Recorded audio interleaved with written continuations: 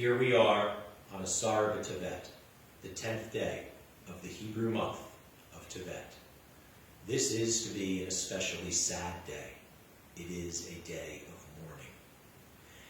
It is a day that many use as the yahrzeit of loved ones, for example, for those who perished in the Holocaust. The yahrzeit of loved ones for whom we do not know the actual day of their passing. The day of Asara B'Tevet, though, is one of 4 special fast days, as per Zechariah, that may be seen as so deeply being connected and so sadly fitting together. Asara B'Tevet is the first of these 4 deeply sad days, as the events they remember chronologically happened by year. The 4th of these days is Tisha B'Av, the 9th of Av, when we remember the destruction of the Holy Temple. The 3rd of these days is Shavah Asar B'Tammuz, the 17th of Tammuz, when we remember the breaching of the walls of the holy city of Jerusalem. The 2nd of these days is Tzom Gedalia, the fast of Gedalia, observed on the 3rd of Tishrei, as we are not to fast on Rosh Hashanah, but we remember the assassination on Rosh Hashanah of Governor Gedalia of Jerusalem. And the 1st of these days is today, Asara B'Tevet, the 10th of Tevet, the day when we remember the siege of Jerusalem by Nebuchadnezzar and the Babylonians. While some understandably consider the destruction of the temple on Tisha B'Av to be the saddest of these days, some also understandably consider today, the siege of Jerusalem on Asara B'Tevet, to be the most critical of these days.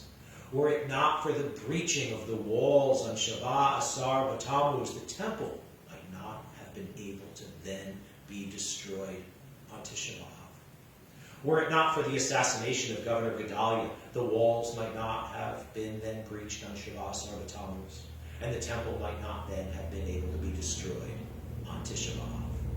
Were it not for the siege of Jerusalem that we so now remember and so mourn today on Asara B'Tevet, Governor Gedalia might not have later been assassinated.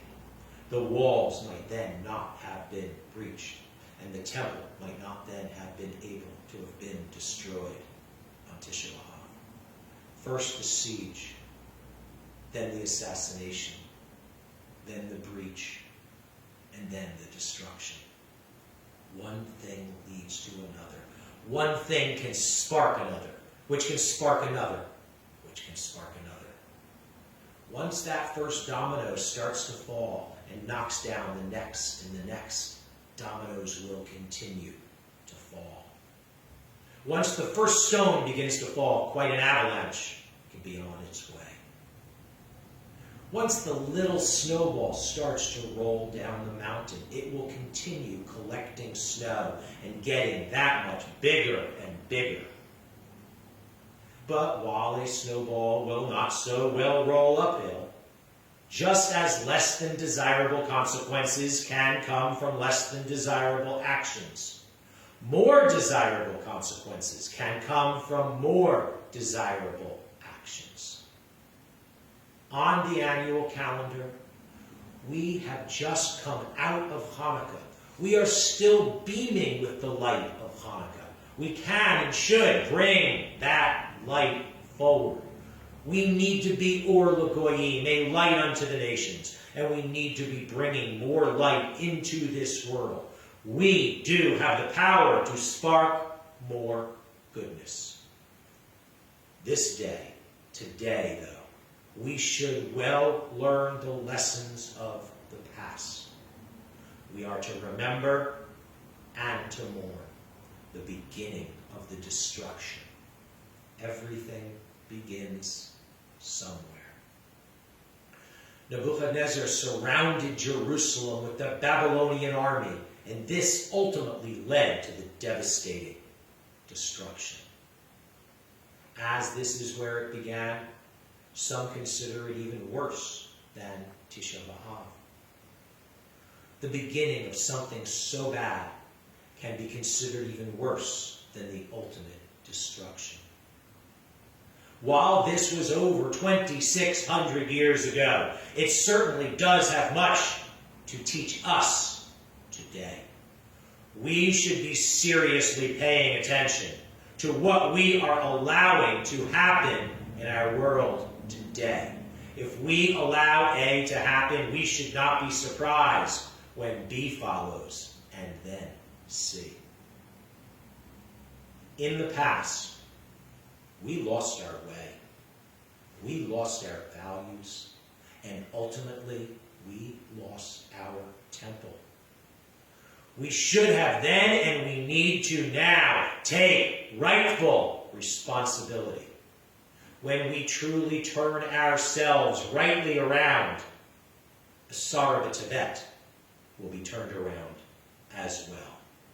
For now, though, as we fast today, it is not that we are to be hungry and thinking about food, but we are to be so focused on our reflections and our prayers that we are not even thinking about food.